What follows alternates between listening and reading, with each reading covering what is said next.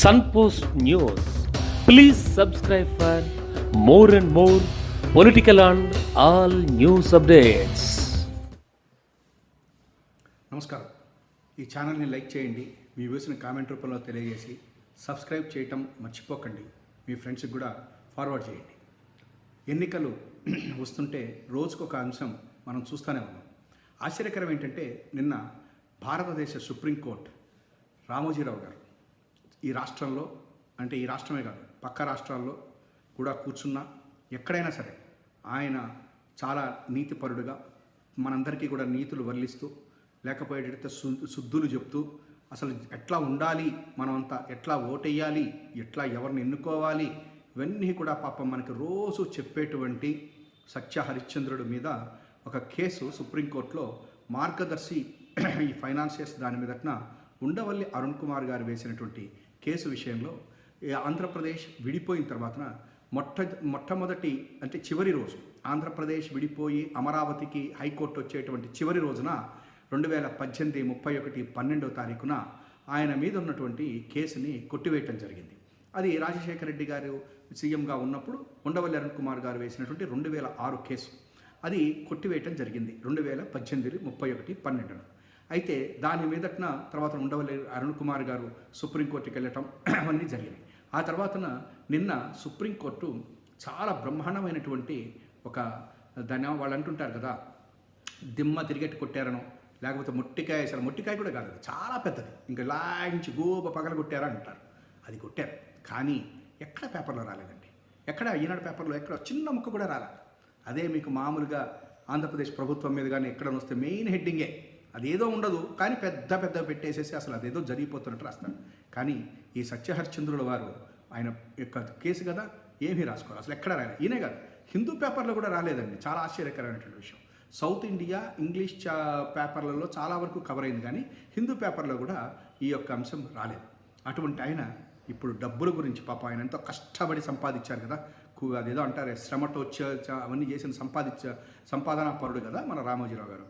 ఆయన ఇవాళ మొదటి అంశాలు ఏమిటంటే కుమ్మరించేస్తోంది, వేల కోట్ల రూపాయలు వెదజల్లుతున్న పార్టీ, కార్యకర్తలకు 50,000, నాయకులకు 50 లక్షలు. ఇప్పటికే తొలి విడతలో అభ్యర్థులకు దాదాపు 3,500 కోట్లు, 5 ఏళ్లలో 100 కోట్లకు పడగలెత్తిన పలువురు అభ్యర్థులు. వారు సొంతంగా పెట్టే ఖర్చుకు పార్టీ ఇచ్చింది అదనం.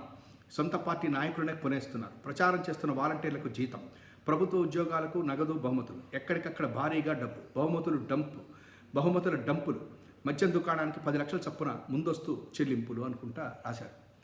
నేను ఇవాళ ఎన్నికలలో డబ్బులు ఖర్చు పెట్టట్లేదు, లేకపోతే ₹1 కూడా ఓటుకి ఇవ్వట్లేదు, మద్యం బాటిల్ ఇవ్వట్లేదు, బిర్యానీ ప్యాకెట్లు ఇవ్వట్లేదు అనేటువంటిది ఈనాడు వారు కనుక రాస్తే ఏది తెలుగుదేశం పార్టీ అట్లా చెయ్యదు. పాప ఆయన నేను సత్యహరిచంద్రుడినే కాదు, ఎన్నికల రాజకీయాల్లో కూడా చంద్రబాబు గారు తెలుగుదేశం పార్టీ సత్యహరిచంద్రుడు ఏమిటి ఈ పార్టీలు అని చెప్పని కనుక రాస్తే కాసేపు మనం కూడా చూసి సంతోషించేవాళ్ళం. కానీ అసలు మనకి అందరికీ కూడా గుర్తే ఉండే ఉంటుంది, చంద్రబాబు నాయుడు గారు మొట్టమొదటిసారిగా 1996లో ఎన్టీఆర్ గారిని ఒక వెన్నుపోటు పొడిచి, అదే మాట అందరూ అనేది నేను కూడా అంటున్నా, వెన్నుపోటు పొడిచి ముఖ్యమంత్రి పదవి లాక్కున్నాక అత్తిలి అనుకుంటా, సబ్జెక్ట్ కరెక్షన్, అత్తిలి నియోజకవర్గంలో మొట్టమొదటి అసెంబ్లీ బై ఎలక్షన్ వచ్చింది. వస్తే దానికి చంద్రబాబు గారు ఆ రోజున 500 రూపాయల నోట్లు పంచమన్నారు అని చెప్పని ఆ కంటెస్ట్ చేసినటువంటి అభ్యర్థి రాజుగారు చెప్పడం జరిగింది. 500 రూపాయలు చొప్పున పంచిపెట్టమన్నాడు, నేను పంచిపెట్టాల్సి వచ్చింది, కానీ నిజానికి నేను ఎప్పుడూ డబ్బులు ఇవ్వలేదు, అసలు మాకు అలవాట్లేదు అని చెప్పారు. ఆ రకమైనటువంటి అసలు డబ్బుని లేకపోయేటట్టు ఉన్న మిగతా అనేక రకాలైనటువంటి ఈ వీటిల్ని ఇచ్చినటువంటి చంద్రబాబు గారు ఏమీ లేవుట పాపం. అంటే తెలుగుదేశం పార్టీ దగ్గర డబ్బులు లేవు. అందుకని చంద్రబాబు నాయుడు గారు నిన్న అదేదో QR కోడ్ కూడా పెట్టారట. ప్రజలు 10 రూపాయల దగ్గర నుంచి ఎంతైనా వెచ్చట, 1000 రూపాయలు, 1,00,000 రూపాయలు ఎంతైనా తొందరగా వేయండి, పార్టీకి డబ్బులు లేవు అని చెప్పారు. ఆయన మాత్రం 640 కోట్లు ఎంతో ఉన్నటువంటి అత్యంత ధనికుడైనటువంటి భారతదేశ ఎమ్మెల్యేల్లో 4వ స్థానం ఏదో ఉంది ఆయనకి. కానీ పాప ఆయన దగ్గర డబ్బులు లేక, పార్టీ నడపలేక అందరి దగ్గర డబ్బులు తీసుకుని ఇప్పుడు చందాలు వసూలు చేసుకుని నిలబడుతున్నాడు. ఇదే గుర్తుందో లేదు మీకు, అమరావతిలో కూడా ఇదే చేశాడు ఆయన. అమరావతిలో కూడా ఇటుక్కి 10 రూపాయలు చెప్పనని తర్వాత బంగారపు గొలుసులు పాపం జనాలందరి దగ్గర కూడా జోలె పెట్టి వసూలు చేసినది కూడా మనం చూసాం. సరే, దాని లెక్కల గురించి మనకైతే తెలియదు ఇప్పటివరకు, వాళ్ళు ఎప్పుడు చెప్పలేదు. అటువంటిది ఇవాళ రోజున నాయకులకి 50,000 50 లక్షలట. ఇవాళ ఏ రకమైనటువంటి పరిస్థితికి ఈ పేపర్లు దిగజారిపోయినాయి, జర్నలిజం దిగజారిపోయింది అని చెప్పంటే, వీళ్ళు ఒకటి కుక్కర్లు, వాచీలు, గోడ గడియారాలు, చీరలు ఇవన్నీ ఇస్తున్నారట. మొన్ననే మా గుంటూరులో చీరలు ఇస్తూ ఉన్నారు అని చెప్పనని వెళ్తే పాపం ఆ చీరల పంపిణీ దగ్గర ఎవరో ఒక ఎన్ఆర్ఐ పంచబోతుంటే ఆ ఇదిలో వాళ్ళందరికీ ఏమైందో తెలుసు కదా మీకు, 3 చనిపోయారు. అటువంటిది ఈయన రాస్తున్నాడు చీరలు, కుక్కర్లు. అంటే ఎలక్షన్స్కి ముందంటే మరి చంద్రబాబు నాయుడు గారు ఎప్పుడు పంచారు అవి? ఆ పంచేటప్పటికే అప్పటికి ఎలక్షన్స్ కూడా ఇంకా వస్తున్నారు కూడా లేదు కదా. కానీ ఆయన పంచితే అది వేరు, ఆ కిక్కే వేరు వీళ్ళకి. కానీ మిగతా వాళ్ళ గురించి రాసేటివే, ముందర బురద జల్లటమే. 3,500 కోట్ల రూపాయలు ఇప్పటికే తొలి విడతలో ఖర్చు పెట్టేశారట. ఒక్కటే ఆలోచించండి. ఎందుకంటే ఇవన్నీ రాసేది వీళ్ళు ఏం శుద్ధులు కాదు, లేకపోతే వీళ్ళు చేసినటువంటి ఆర్థిక నేరాలు మామూలువి కాదు. అది నిన్న సుప్రీంకోర్టు ఇచ్చినటువంటి ఒక కేసులో వారు ఇచ్చిన తీర్పు చూసిన తర్వాత మనకి నిజంగా మైండ్ బ్లాక్ అయిపోతుంది. 2,600 కోట్ల రూపాయల డిపాజిట్లు సంపాదించారట ఆయన. దాంట్లో నేను కొంత ఇచ్చేసాను వెనక్కి అంటే దాని మీద సుప్రీంకోర్టు కూడా సరే ఎంతమందికి ఇచ్చారు ఏంటి ఇవన్నీ చూడమని చెప్పని 6 నెలల లోపల చెయ్యమని చెప్పింది. కానీ 17 సంవత్సరాలు అయిపోయిందండి ఇది 2006. కానీ జగన్మోహన్ రెడ్డి గారి యొక్క కేసులు మాత్రం ఎప్పుడు ఇంత లేట్ ఏంటి అని చెప్పనని ఆమె పురంధరేశ్వరి గారు, ఆమె పాపం ఆమె కూడా చాలా కష్టపడుతుంది. వీళ్ళందరూ ఒకటే తానుకుంటారు, ఒక్కొక్క పార్టీకి వచ్చేస్తారు వీళ్ళందరూ. ఆ సిపిఐ, సిపిఎంకి, కాంగ్రెస్కి అన్నిటికీ మన వాళ్ళే ఉంటారు అంతా. వేరే వాళ్ళు ఎవరు ఉండదు. మళ్ళీ నచ్చదు మన బాబు గారికి కానీ మా వీళ్ళకి కానీ పచ్చబీడికి కానీ వాళ్ళని పెట్టేసుకుంటారు. అట్లా మరి జగన్ గారి కేసులు ఇంత లేట్ ఎందుకు అవుతున్నాయి అని చెప్పనని పుంకానుగా కోర్టులకు వెళ్ళేటువంటి ఈ యొక్క పెద్దలు, మేధావులు వీళ్ళందరూ కూడా మరి ఈయన కేసు ఇప్పటికి 2006 అంటే అటు ఇటుగా 17 సంవత్సరాల నుంచి నడుస్తూనే ఉంది. ఇంకొక 6 నెలల్లో తేలిపోతుంది అని చెప్పి నేను ఇచ్చిన దాంట్లో నేను ఇవాళ ఒకటే చెప్తున్నా, ఎన్నికల్లో డబ్బులు, మద్యం ఇవన్నీ కూడా ఆగాలి అని మనం కోరుకుంటున్నాం. సామాన్యుడికి అట్లీస్ట్ సీట్ ఇవ్వాలని కోరుకుంటున్నాం. కానీ నేను చంద్రబాబు గారు ఇచ్చినటువంటి దాంట్లో 38 మందిని ఆయన సామాజిక వర్గం వాళ్ళకే ఇచ్చారు. అయితే ఇచ్చినందుకు నేను తప్పు పట్టట్లేదండి. కానీ ఆయన మాత్రం అందరి మీద దుమ్ము వేస్తుంటారు, బురద జల్లుతుంటారు. కాబట్టి చెప్తున్నా, ఒక్క సామాన్యుడికి లేదా సామాజిక వర్గాలకి ఒక్కటంటే ఒక్కటి కూడా ఇవ్వాలి. ఉదాహరణకి బ్రాహ్మణులకి ఒక్క సీట్ అంటే ఒక్క సీటు కూడా ఇవ్వాలి. ఇవ్వాల్సిన అవసరం కూడా వాళ్ళకి లేదు, పెద్ద పట్టించుకోరు. అందుకని నేను చెప్పేది ఒకటే, ఇవాళ మళ్ళా కమ్మరించేస్తోంది ఇవన్నీ కూడా కరెక్ట్ కాదు. వీటిని మీరు ఒకసారి ఆలోచించండి. ఇక రెండవ విషయం కనుక మీరు చూస్తే, వాలంటీర్లకు నెలకు 10,000 రూపాయలు ఇస్తానన్నాడు. నిన్న ఆయన ఒక పంచాంగ శ్రవణం చేశారండి. చాలా ఆనందం వేసింది. ఏంటంటే చంద్రబాబు గారు ఈ పంచాంగ శ్రవణాలు లేకపోతే ఈ కవిత్వ ఇవన్నీ బలి పెట్టుకుంటుంటాడు ఆయన. పంచాంగ శ్రవణం అనేటువంటిది జనరల్గా మామూలుగా పంచాంగం చదవాల్సింది, దేశం ఎట్లుంటుంది ఇవన్నీ కావాలి. కానీ నేను పంచాంగం చదివేటట్టు ఆయన రాజకీయ పంచాంగం చదివేశాడు. ఆయన అమరావతిట చాలా బాగుంటుందట. నేను విమర్శించట్లేదండి, అసలు అందులో ఉంటుందో లేదో మాకు తెలియదు. అది విన్న తర్వాత ఇవన్నీ కూడా ఉంటాయో లేదా, పెద్దలు ఎవరైనా ఉంటే వారు అసలు పంచాంగం అంటే ఏంటి, పంచాంగ శ్రవణం ఎందుకు చదువుతారు, పంచాంగ శ్రవణం మేము ఎందుకు వినాలి అనేటువంటి దాని నుంచి రాజకీయాలలోకి తీసుకెళ్ళిపోయినటువంటి వ్యక్తి కూడా చంద్రబాబు గారే. నాకు బాగా గుర్తు, 2019 ఎన్నికలప్పుడు కూడా ఈయనకి ఏవో వచ్చేస్తాయని చెప్పని పంచాంగం చదివించుకున్నారు. సరే తర్వాత ఏమైందో నాకు తెలియదు. కానీ దీనివల్ల ఒక చిన్న ప్రాబ్లం జరుగుతుందండి. మన యొక్క విశ్వాసాలు వీటి మీదట ప్రజలకి కొద్దిగా ఇబ్బంది కలుగుతుందండి. ఎందుకంటే పంచాంగ శ్రవణంలో ఎవరికి ఎన్ని సీట్లు వస్తాయి, లేకపోతే ఎవరికి ఏంటి ఇవన్నీ కూడా ఉండవండి. లేకపోతే ఏదో అమరావతి రాజధాని అవుతుందని, అమరావతి ఇట్లా అని చెప్పని ఇవన్నీ కూడా మరి పంచాంగాల్లో ఉంటాయేమో నాకైతే తెలియదు. కానీ ఉండవని చెప్పనైతే నేను అనుకుంటున్నా. ఇంకొకటి కూడా ఏంటంటే, ఈ పంచాంగ శ్రవణం చదివేటప్పుడు జనరల్గా ఎప్పుడు కూడా మనం చూస్తూ ఉంటాం, చంద్రబాబు గారి యొక్క ప్రతిసారి కూడా ఆ పంచాంగ శ్రవణంలో ఆయన గురించే మాట్లాడుతుంటారు. ఆయనకి ఎక్కడికో ఏదో ఇదని చెప్తుంటారు. సరే ఎన్నిసార్లు గెలిచాడు? 3 సార్లు గెలిస్తే దరిదాపుగా 14 సంవత్సరాల పాటు ఆయన ముఖ్యమంత్రిగా ఉంటే మోర్ దాన్ 16-17 ఇయర్స్ ప్రతిపక్షంలోనే ఉన్నాడు. కాబట్టి ఈయన పంచాంగ శ్రవణాలు ఎంతవరకు చేయించుకుంటాడు అనేటువంటిది ఒక ఎత్తండి. అయితే రెండోది, పంచాంగ శ్రవణం లేదు, వేద పండితుల ఆశీర్వచనమే, ఉగాది రోజున విశ్రాంతిలో సీఎం జగన్, నేతలెవరూ రావద్దని ముందే ఆదేశాలు అని చెప్పి ఈ సెంటిమెంట్స్ రెచ్చగొట్టడం అనేది ముందు ఇంకా ఎక్కువ అవుతుందండి. ఒక విషయాన్ని నేను స్పష్టంగా చెప్తున్నా, మతము లేదా కులము అనేటువంటిది లేదా దైవుడు అనేటువంటిది మన విశ్వాసం అనేది. డెఫినెట్గా నేను విశ్వాసం నాకు వెంకటేశ్వర స్వామి మీద ఉండొచ్చు. అంత మాత్రం నుంచి అందరూ కూడా వెంకటేశ్వర స్వామిని పూజించాలని లేదు. ఎందుకంటే కొంతమంది హనుమంతుడి యొక్క భక్తులు ఉంటారు, కొంతమంది శంకరుని యొక్క భక్తులు ఉంటారు. అట్లాగే ఎవరి యొక్క విశ్వాసం వారిది. కాకపోతే ఒకటేంటంటే, పంచాంగ శ్రవణం లేదు అంటే ఈ రాజకీయ పంచాంగ శ్రవణం చదివించుకుంటే ఎంత, చదివించుకోకపోతే ఎంత? పంచాంగ శ్రవణం చదివించుకోవాల్సింది ఏంటి, రాష్ట్రం ఎట్లుంటుంది, తుఫాన్లు ఎట్లా వస్తాయి అవన్నీ ఉంటాయి. కానీ నిన్న చంద్రబాబు నాయుడు గారు చదివించుకుంది ఏంది, ఎన్ని సీట్లు వస్తాయి ఏంటి అంటే ఆ పంచాంగంలో ఎవరు గెలవబోతున్నారో కూడా ఉండేటట్లయితే ఇంకా అసలు ఎన్నికలు ఎందుకు, ఇవన్నీ ఎందుకు? ఇంకా పంచాంగ శ్రవణం లేదు, లేకపోతే వేద పండితుల ఆశీర్వచనమే.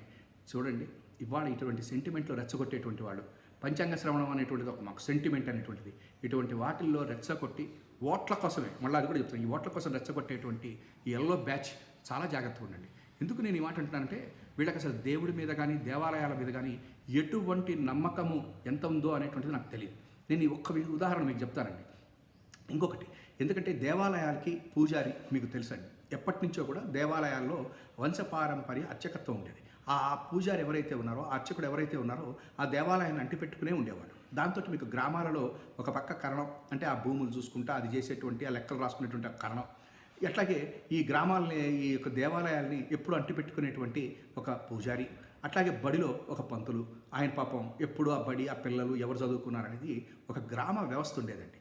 దాన్ని చిన్నాభిన్నం చేసేసి దేవాలయాలకి పూజారిని కట్ చేసి పారేసేసి ఆ లింక్ని, వాళ్ళందరినీ కూడా ఎంప్లాయ్మెంట్ ఎక్స్చేంజ్లో ఉద్యోగాల కోసం పోండి అన్నట్టుగా చేసిన తర్వాతనే దేవాలయాల యొక్క మనుగడ దెబ్బతిందండి. కానీ ఈ జగన్మోహన్ రెడ్డి గారు వచ్చిన తర్వాత ఈ వంశపారంపర్య అర్చకత్వాన్ని మళ్ళీ తెచ్చారండి. ఆల్మోస్ట్ 30 సంవత్సరాల పైన తర్వాత మళ్ళీ వచ్చింది. కాబట్టి వీళ్ళు సెంటిమెంట్లు రగిలిస్తేనో, హిందూ ధర్మం అంటేనో, లేకపోతే బ్రాహ్మణులు, పౌరోహిత్యాలు, అర్చకులు అంటేనో తొందరపడి నమ్మకండి. ఎందుకంటే చంద్రబాబు గారు 40 గుళ్ళు చూశారు మీరందరూ, కూలగొట్టడమే కాకుండా 29 మంది చనిపోయారండి.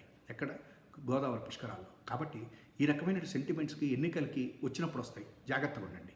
ఇంకా చివరిగా, వాలంటీర్లకు నెలకు 10,000, సామాజిక పింఛన్ 4,000, దివ్యాంగులకు 6,000, అభివృద్ధిని పరుగులు పెట్టిస్తాం, ఉగాది వేడుకలో తేదేపా అధినేత చంద్రబాబు కీలక ప్రకటన. నిన్నటి దాకా వాలంటీర్లని ఏ రకంగా తిట్టారో మీరు అందరూ చూశారండి.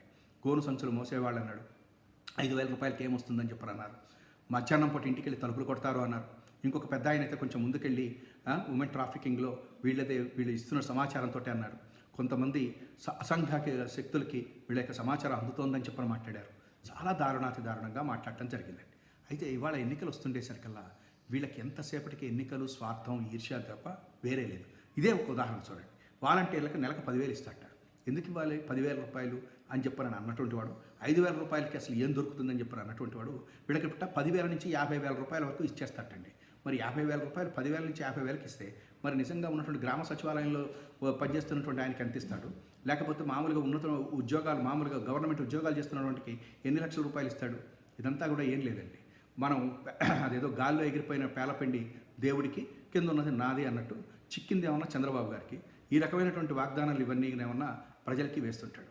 మీరు ఒక్కటి మాత్రం గుర్తుపెట్టుకోండి, చంద్రబాబు గారు ఇచ్చేటువంటి ఏ హామీ అయినా సరే, ఈ యొక్క ఆర్థిక సంబంధమైనటువంటి ఏవి కూడా ఇప్పటివరకు తీర్చలేదు. 2014 ఎన్నికల్లో కనుక మీరు క్లియర్గా చూస్తే రైతు రుణమాఫీ చేస్తానన్నాడు, నిరుద్యోగ భృతి ఇస్తాను అన్నాడు. తర్వాత ప్రతి ఇంటికి కూడా ఒక గ్యాస్ సిలిండర్లు చెప్పని మాట్లాడాడు.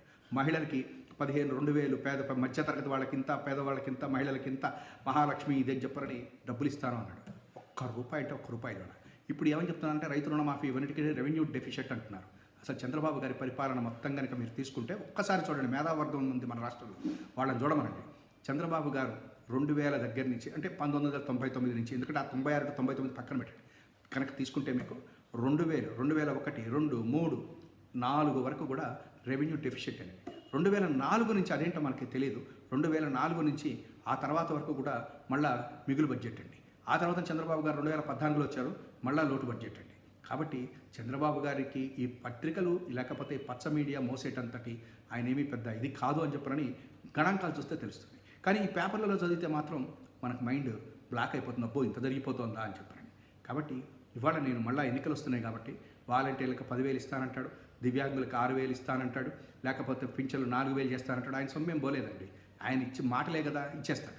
తర్వాత ఇవ్వడానికి వచ్చినప్పుడు మన వాళ్ళు రాస్తారు మద్యపాన నిషేధం. గుర్తుంచుకోండి మీరు, ఆ రోజున మద్యపాన నిషేధానికి ఇదే ఈనాడు పేపర్ ఆ రోజున ఎన్టీ రామారావు గారి యొక్క దీంట్లో పెట్టి గెలిచిన తర్వాత దాన్ని రద్దు చేసి ప్రొహిబిషన్ తీసుకుని వచ్చి తర్వాత చంద్రబాబు రాగానే అట్లా ఎట్లా కుదురుతుంది, మద్యం లేకపోతే ఎట్లా పెట్టుబడులు పోతున్నాయి అని చెప్పనుకుని మళ్ళీ ఏం చేశారు, మద్యపానాన్ని తీసుకొచ్చారు. కానీ ఇవాళ ఏమని అడుగుతున్నారు, మద్యపాన నిషేధం ఎందుకు చేయవు అంటున్నారు. చేస్తే మాత్రం దొంగసార ఇవన్నీ కూడా చేసి మళ్ళీ ఏ రకమైనటువంటి, అప్పుడు ఎన్టీఆర్ గారు కూడా చెప్పారు, ఈ యొక్క mafia, liquor mafia Chandrababu Naidu గారి మీద మాట్లాడాడు ఆయన ఆ రోజు. మళ్ళీ అది చేద్దామనుకున్నారు, కొంచెం జాగ్రత్త పట్టారు జగన్మోహన్ రెడ్డి గారు. డెఫినెట్గా చెప్తున్నా, మద్యపాన నిషేధమే కాదు, మద్యపానాన్ని కంట్రోల్ చేయాల్సిన అవసరం ఉంది. వాటికి చాలా జాగ్రత్తగా సోషల్ మూమెంట్ తీసుకురావాలి. దాని తర్వాత డెఫినెట్గా జగన్మోహన్ రెడ్డి గారు దాని విషయంలో కూడా ప్రజలకు కావాల్సినట్టుగా చేస్తాడని మనం నమ్మచ్చు. కాబట్టి ఇవన్నీ కూడా చూస్తూ వచ్చేస్తోంది. మళ్ళా ఎన్నికల దగ్గరకు వస్తున్న కొద్దీ వీళ్ళు రాసేటువంటి అనేక రకాలైనటువంటి ఈ విన్యాసాలని జాగ్రత్తగా గమనించండి. రాష్ట్రం ముందుకు వెళ్ళాలి అంటే మాత్రం ఈ పాత నీరు పోవాలి, కొత్త నీరు రావాలి. వచ్చే 5 సంవత్సరాల్లో ఈ వాలంటీర్ వ్యవస్థ ఒక్కటే చాలు. మనం వాలంటీర్ వ్యవస్థ తెచ్చిన రోజున తిట్టారు, కానీ ఇప్పుడు దాన్ని మేమే ఫాలో అవుతామంటున్నారు. అంటే జగన్ గారు తెచ్చిన సంస్కరణలు ఒక్కొక్కటే వీళ్ళు ఒప్పుకోక తప్పదు. మొదటిది వాలంటీర్ వ్యవస్థ. ఈ రాష్ట్రమే కాదు, దేశం మొత్తం కూడా డెఫినెట్గా అప్రిషియేట్ చేస్తున్నటువంటిది. దీని నుంచి ఇక మనం నేర్చుకోవాల్సింది, జగన్ చేసిన ప్రతి సంస్కరణని చంద్రబాబు ఫాలో అవుతాడు. అటువంటి ఫాలో అయ్యేవాడి కంటే కూడా అసలు మొదటి నుంచి చేస్తున్నటువంటి వాడే బెస్ట్. అదే జగన్మోహన్ రెడ్డిని మనం నిర్ణయిస్తే ప్రజలు నిర్ణయిస్తున్నట్టుగా అనిపిస్తాం.